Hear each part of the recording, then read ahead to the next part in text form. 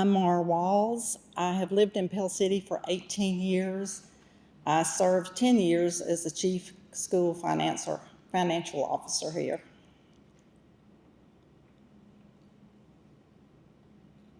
Your first question. Please describe the role of a local school board member as you understand it, and why are you the best person to fill this position?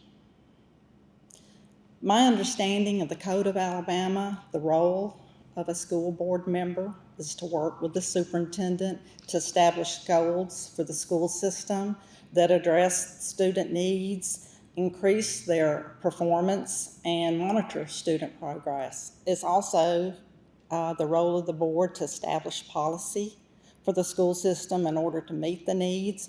I think many people don't realize how large operating a school system is. Of course, the most vital part is educating children, but it's also a food service industry, it's a transportation system, it's a janitorial service.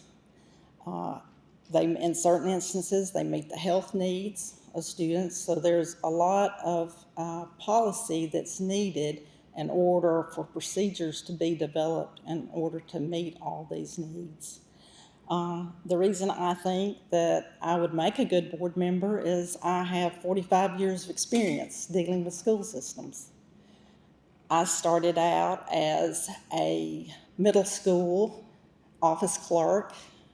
I also worked during that time as an assistant to the librarian. I helped out at the central office. I worked with the curriculum director. I helped distribute textbooks. I helped the financial director. After that, I served 7 years as assistant to the superintendent. So I worked closely with board members. I worked with HR. I handled the certification of teachers.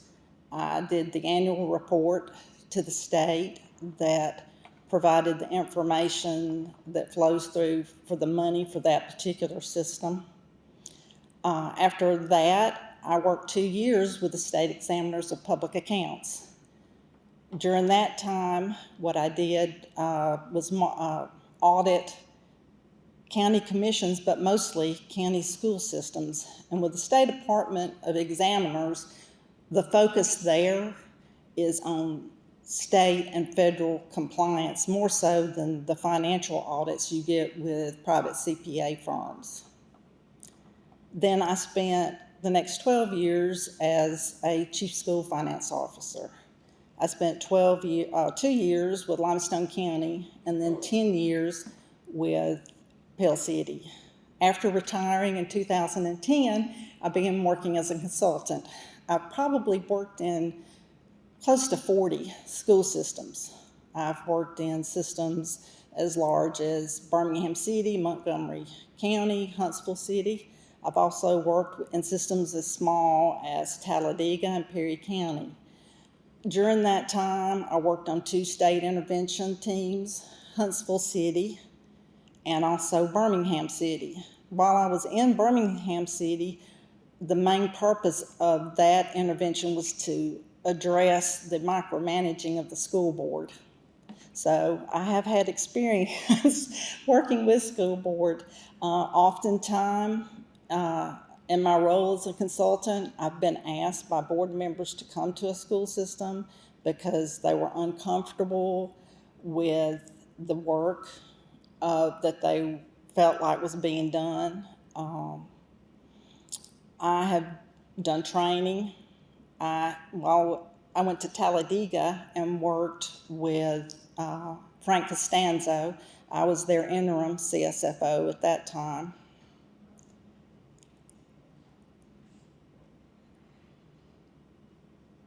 I feel like because of that experience, I have a vast knowledge of the different school systems. I've been in very poor school systems. I've also worked in what's considered to be your wealthier Homewood City schools. So I've seen I've been from one end of the state to the other and worked with all different types of school systems in different situations. It hadn't always been finance. As I said, in Birmingham City, it was the micromanaging of the board, and it was also personnel. I had the responsibility of meeting with a lot of the personnel and telling them that they were going to be getting demotions and pay cuts, and so I've had worked quite extensively in HR also.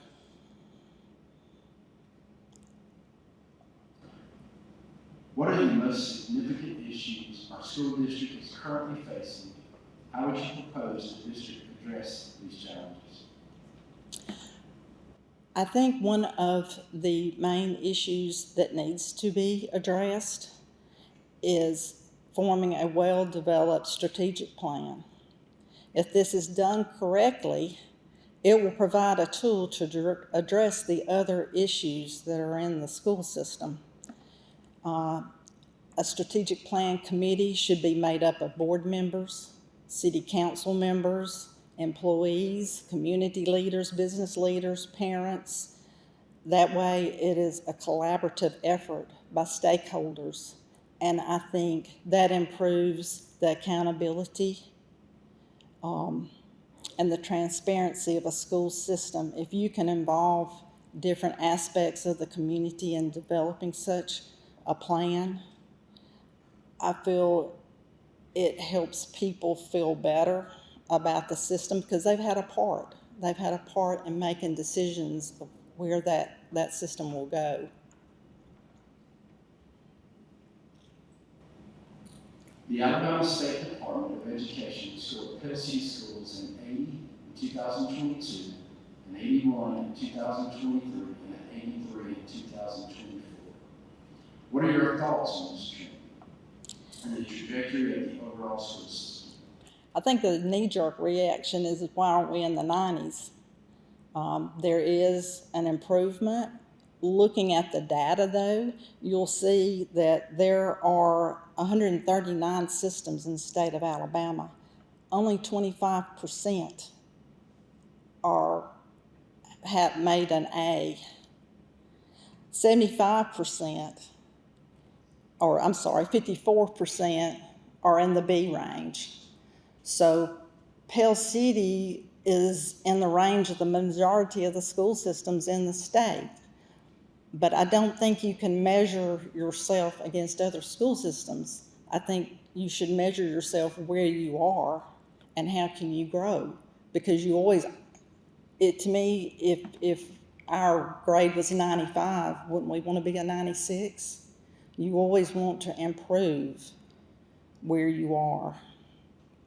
And when I looked, you can go online and you can see the list of the 25 schools, and there are systems that are comparable to Pell City. There's no reason why Pell City can't be in that same group.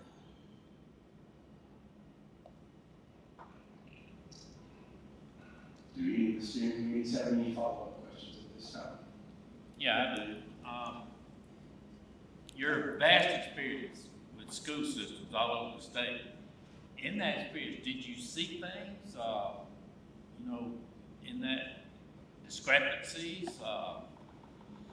problems, rights, wrongs? What are they doing right? What are they doing wrong that would help you steer us in a better position? Can you think of any examples that you can bring to the table and steer us away from? I think so. Every system is unique, and every system has their set of issues. It doesn't matter if you're talking about Mountain Brook or you're talking about Perry County. They all have issues that are unique to them. And I think you have to look at the individual school system, but yes, sir, I have worked in a lot of systems that are similar to Pell City. And I can, what I know about Pell City, I've been retired for 15 years. So what I know is what I hear. So, what you hear is not always what is accurate. So yes, I would use my experience once I had the opportunity to see what the situation is in Pell City. I would, and one of the things that's brought out in the Code of Alabama, board members don't work separately, they work collectively. So it's a collaboration of those board members working with the superintendent to come up with a plan.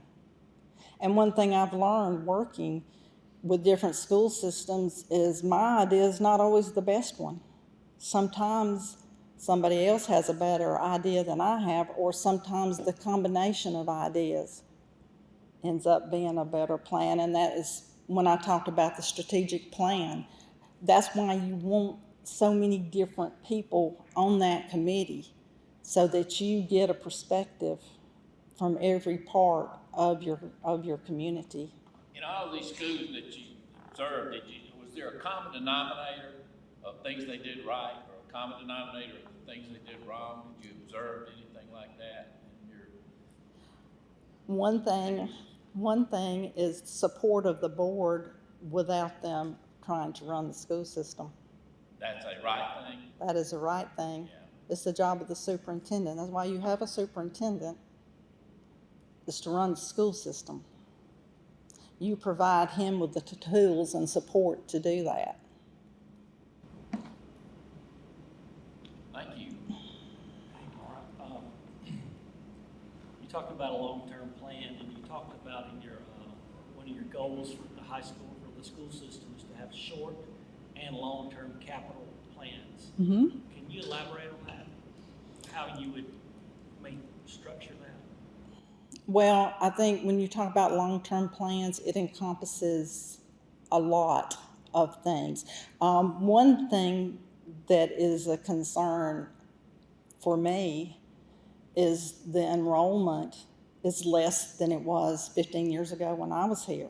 And that would be one of my questions. Pell City is growing. Why isn't the student enrollment growing? And that should be part of your long-term plan. But as well as growing your enrollment, you've got to make plans to accommodate that. When I was in Pell City, we were growing about 2 teacher units a year, which was comfortable. It was manageable. But you've got to plan for that. Years and years ago, that's why you saw so many school systems that had trailers, portable classrooms. Years ago, when I first started in this business, there wasn't a lot of long-term planning done. Long-term planning was 2 months from now, not 5 years from now. And there wasn't plan for student growth. There wasn't plans. The world's is constantly changing. All students aren't going to college. I have 3 great nephews. One of them is working on his doctorate in physical therapy. One of them is doing an apprentice to be a plumber. And the other one just finished college and is planning in July to enter the draft to play professional baseball. So they all have different career paths. And I think it's the job of secondary schools to prepare a child for whatever path they wish to take, and that involves long-term planning. The Bo Ag of yesteryear, kids aren't as involved in that, taking welding and things like that. And school systems have done such a great job. Alabaster has done a great job. I toured that system. I worked there with the startup of that school system.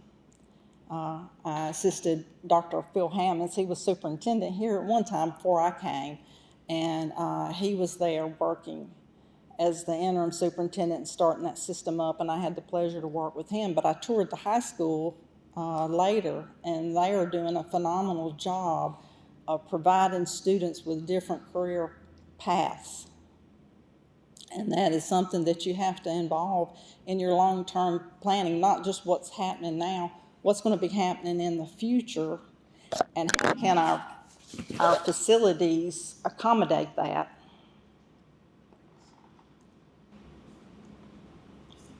Ms. Mara, we'll have a few follow-up questions for you at this time.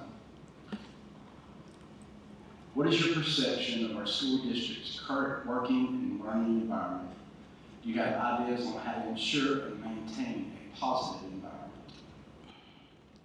Well, perception and reality are two different things. And as I said, I haven't been involved with this directly with the school system in 15 years. So my only perception is what I have heard. It's not what I know. I know when I came to Pell City, that was in 2000, the morale in the school system was very bad. I was the third chief school finance officer in 4 years. The superintendents were on a revolving door. There was no consistency between the elementary schools, the curriculum they were providing. So when all the kids came together at middle school, these children were all on different levels because the curriculum was different at the different elementary schools. There were no procedures, and left hand didn't know what the right hand was doing. And the administration was changing so often, the rules were changing, and nobody was really sure what the rules were. I think during the 10 years that I was here, I think it improved, and I think the morale improved. And so I would have to be more involved in the school system to have a better informed opinion. But I do believe that when employees know what the rules are and what the consequences are, and there's procedures in place for doing things, and they have the support. I had great support. I did several things that wasn't popular when I did it, but I had the support of the administration and the board, and the employees later were happy with those decisions. You know, change, people are not often happy with change, but sometimes after it's done, they realize that that it's a good thing.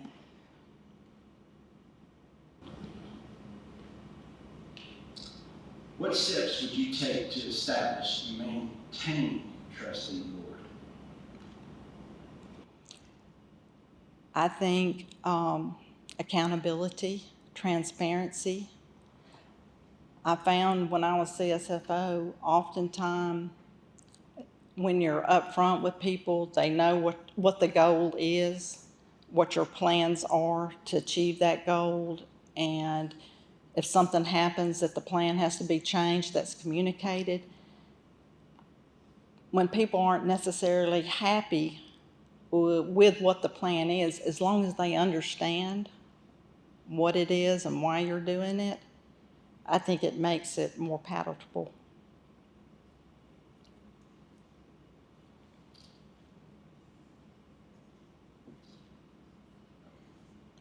All right, Ms. Marr, we're going to let you have this time now for a closing statement. I've been to some of the interviews, and I've heard a lot of the applicants talking about being vested because they went to school here and they're from here and they have children and they worked here.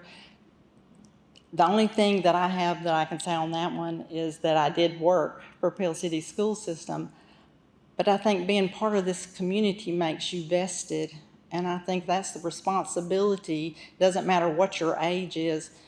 If you live in a community, you're responsible for the well-being of everybody, and that has to be part of the children. Whether you have children or not, you have to improve the education for those kids. That in turn improves the community as a whole. And the reason I applied for this job, because I believe if you think that you can help somebody or something, it's your duty to do it. Thank you so much for your time and dedication to Pell City Schools. This concludes your interview. Thank you.